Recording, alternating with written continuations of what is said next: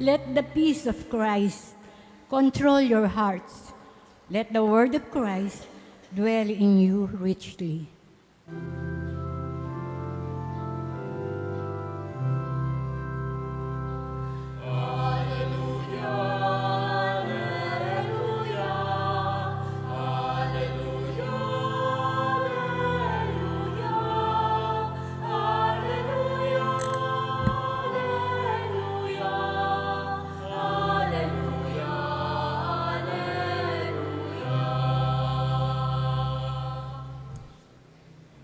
The Lord be with you.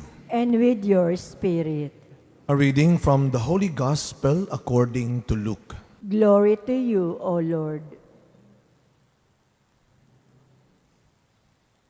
Each year, Jesus' parents went to Jerusalem for the feast of Passover.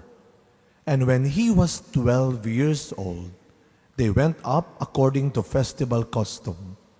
After they had completed its days, as they were returning, the boy Jesus remained behind in Jerusalem. But his parents did not know it. Thinking that he was in the caravan, they journeyed for a day and looked for him among the relatives and acquaintances. But not finding him, they returned to Jerusalem to look for him.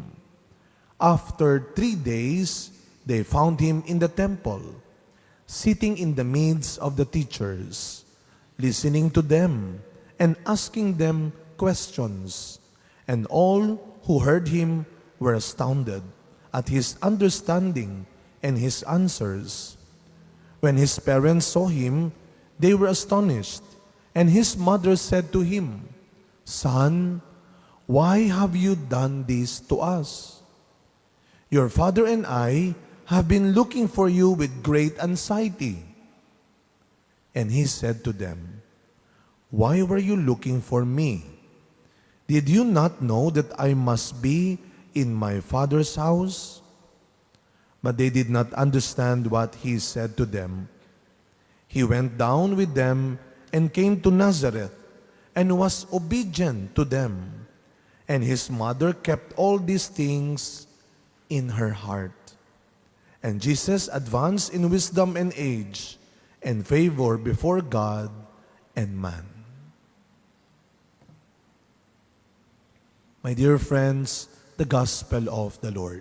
Praise to you, Lord Jesus Christ. Good morning, everyone. Merry Christmas po sa inyong lahat. Palakpakan ulit natin ang Panginoon. Malakas na palakpak para sa sinilang na sanggol, para sa ating kaligtasan. Pero nung binati ko kayo ng Merry Christmas, para nagdadalawang isip na kayong bumati.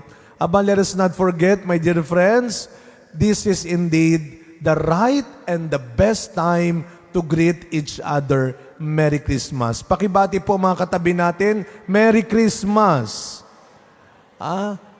Ito yung I remember do sa mga umattend ng Advent Recollection with Father Jenny Diwa. Ito na nga ba yung kinakatakot natin? Sabi ni Father Jenny, talaga tayong mga Pilipino, ang aga-aga nating magsimula ng Pasko. Pero pagdating ng Pasko, wala na tayo. Baka hunaan nakalimutan natin, ang ilang linggong nagdaan ay Adbyento, hindi Pasko. Ito po yung totoong Merry Christmas.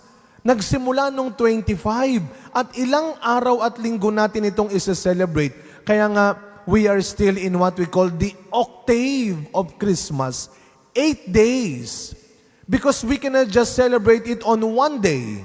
Hindi sapat ang isang araw para ipagdiwang natin ang pinaka-dakilang araw sa ating buhay.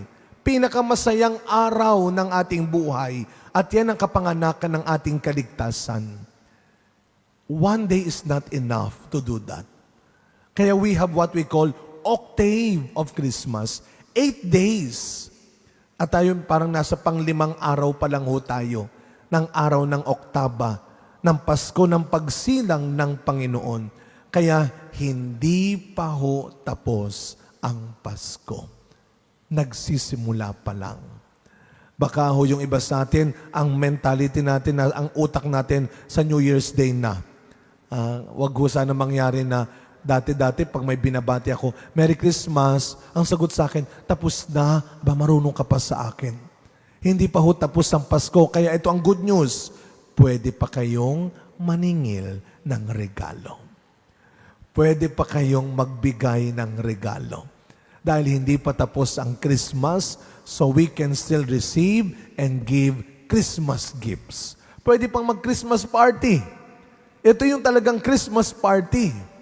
Kaya nga ho, nakakatawa, speaking of Christmas party, last 26 of December, nagkaroon po ng Christmas party ang ating mga staff, but this time with their families.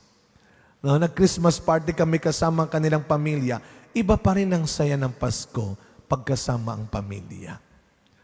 Kaya nagkaroon kami ng simpleng Christmas party. Pero syempre, yung isang staff, dahil mag-isa lang siya, hindi lang naman sa dugo nabubuo ang pamilya. Sa pagmamahal din. Sa pagpapahalaga. Kaya meron siyang mga kasamang kaibigan bilang kanyang pamilya. And true enough, mas lalo pa yata siyang pinagpala dahil yung kanyang dalawang kaibigang isinama, nanalo pa sa raffle at sa aming papremyo. Kaya tandaan natin, mahalaga ang pamilyang binuo ng Diyos.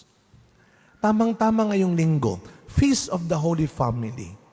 Tandaan po natin, ang Pasko ay hindi lang pambata, hindi lang pangmatanda, ang Pasko ay laging pampamilya.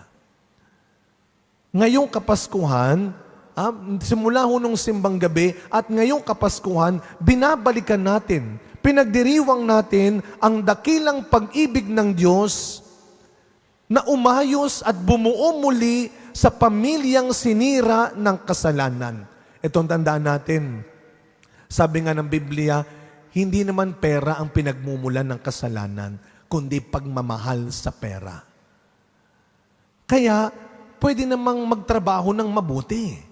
Pwede namang mag-ipon. Pero huwag niyo sasabihin na, kaya ko ginagawa ito dahil sa inyo. Pero hindi mo namamalayan, wala ka ng oras na mabuti, atensyong tama, at pagmamahal na tapat na binibigay sa kanila. Pera na lang ang binibigay mo sa kanila. Kaya nga ho, huwag nating kakalimutan, hindi ho pera. Kapag mas minahal mo na ang pera, kapag mas pinahalagahan mo na ang iyong ang karir mo, ang propesyon mo, ang luho mo, kesa sa pera, yun ang kasalanan. Ano ang sumira sa pamilya ng Diyos? Kasalanan. Nang hindi sumunod ang unang tao. Nang hindi siya sumunod. Kaya nga, sa ating mga pagbasa ngayong linggong ito, una at ikalawang pagbasa, napakaliwanag na pinapaalala muli kung paano ang obedience ay hindi lang pambata, ay hindi lang para sa anak. Ang obedience din ay para sa inyong mag-asawa. Ang obedience din ay para sa inyong mga magulang. Isa po sa mahalagang sangkap ng sakramento ng binyag, yung paglalagay ng puting damit sa sanggol. Di ba kung kayo nagninong-ninang, kung kayo ay nagpabinyag, isang bahagi doon sa binyag, isuot na po ang damit na puti, o ilagay ang telang puti, sombrerang puti. Tandaan ninyo, yun ay simbolo ng karangalan ng Diyos na dapat ninyong ingatan. Iningatan nyo pa rin ba? Mga magulang, ang bawat bata ay pananagutan ninyo sa Diyos. Obedience is not only for the children. Obedience is for the whole family. At paano niligtas ng Diyos ang kanyang pamilya? Sa pamamagitan din ng isang banal na mag-anak na Jesus, Maria at Jose. Ang Diyos ang may gawa sa isang pamilya. Ang Diyos ang bumuo ng isang pamilya. Ang Diyos ay pag-ibig.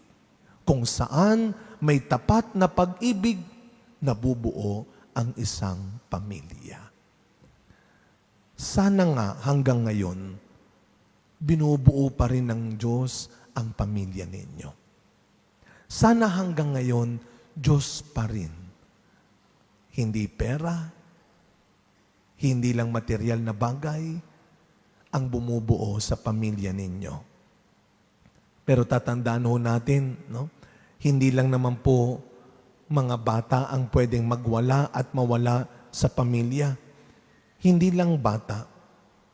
Muli nating narinig sa ebanghelyo natin ang kwento ng ikalimang misteryo po ito ng tuwa. Kung pinakinggan ninyo ang ating gospel, pang-ilang mysteries po ito ng joyful. The last joyful mystery. The lost and finding of Jesus in the temple. Nawala nga ba talaga si Kristo? Yun ang pakiramdam ng mga magulang niyang Jose at Maria. Akala nila kasama ng mga kamag-anak. Pero pagkatapos ng isang araw na malaya nilang wala ang kanilang anak. Kaya bumalik sila ng templo. Kaya pakiramdam nila nawala ang kanilang anak. Ganun na lang ang takot ni Maria at Jose. Naranasan nyo na hubang mawala ng anak? Dati-dati nung kami ay mga maliliit pa. Pag nasa mall, ay talaga naman, kung todong hawak, dahil ang bata kasi pumipiglas kung saan-saan pumupunta. Ngayon po mukhang mas delikado na. Marami na hong pagkakataon at tsansang mawala ang bata. Bakit? Sapagkat hindi lang bata, pati matanda nakanuknok sa cellphone. Kaya hindi nyo namamalayan talaga. Siguro ito yung makabagong panahon kung saan pwedeng mawala ang bata. Dahil lahat kayo sa pamilya nakatingin sa cellphone, hindi nyo namamalayan, iba na yung nilalakaran ninyo, kanya-kanya na. O pagtingin ninyo, wala na yung mga kasama ninyo. Natakot ang Jose at Maria, pero nawala ang kanilang takot nang magpaliwanag si Kristo. Anong sabi ni Kristo? Bakit ninyo ako hinahanap? Hindi nyo ba alam na dapat ako ay nasa bahay ng aking ama? Ako dapat ay laging nasa bahay ng aking ama. Alam nyo isa sa mga mahirap gawin ngayon, ang mag-imbita rin ng mga kabataan sa simbahan. Minsan pag tinanong mo, ba't hindi ka nag-serve? Hindi po ako pinayagan. Ba't hindi ka umattend? Hindi po ako pinayagan. Maiintindihan ko po kayo. Kasi nga kung minsan, sasabihin ng mga bata, pupunta po kami ng simbahan, pero hindi naman pala sa simbahan pupunta. May meeting po kami, hindi naman pala sa simbahan pupunta. Kaya maiintindihan din namin ang mga matatanda. Kaya anong magandang gawin? Samahan ninyo. Let the children come to Jesus. Lagi ko sinasabi sa mga ikakasal ko, kapag pinalaki ninyong may kilalang Diyos at may takot sa Diyos ang inyong mga anak, wala kayong dapat ikatakot tumanda o mawala man kayo. Give God to your children. Give God to your family. Ibigay niyo po ang mga bata sa Diyos. Kung paano ipinagkatiwala ni Jose at Maria ang kanilang pinakamamahal na anak. Naalala ko, nung ako'y nasa dati kong parokya, may isa pong parang dito rin. Alam niyo po, natutuwa ako dahil kabisado ko na yung pamilyang nagsisimba tuwing linggo. Sana kahit matanda na yung mga anak, ganun pa rin kayo. Yan ang pinakamagandang may papamana ninyo sa mga anak ninyo. Ang pamilyang nagdadasal. Hindi lang pamilyang yumayaman. Hindi lang pamilyang sumisikat. Nagdadasal. May isang pamilya po akong lagi nagsisimba sa akin noon dati. Yung nanay, napansin ko, ang mga anak, 3, puro binatilyo, puro lalaki. So sabi ko ngayon isang linggo, sabi ko, sister, total naman 3 yung anak mo, puro lalaki. Pagpariin mo naman, kahit isa, magpari. Alam mo sagot ng babae? Naku, Father, ayoko nga. Sayang naman, ang pogi-pogi ng anak ko. Sabi ko ba, anong tingin mo sa akin? Nakalimutan mo yata, pari ang kausap mo? Ano kapag pangit, magpari na lang, pag pogi sa iyo? Pero, pera biro, sa pagpapatuloy na misa natin, sana kung paano ginamit ng Diyos ang isang banal na mag-anak, sana hayaan niyong gamitin ng Diyos ang inyong pamilya para sa isang dakilang misyon. At ano ang misyon na yon? ang pamilya ninyo ay magliwanag sa kabutihan ni Kristo. Everything begins at home. Let love, joy, peace, and hope not only begin in your family and must not end in your family, but be shared by your family. God bless your families.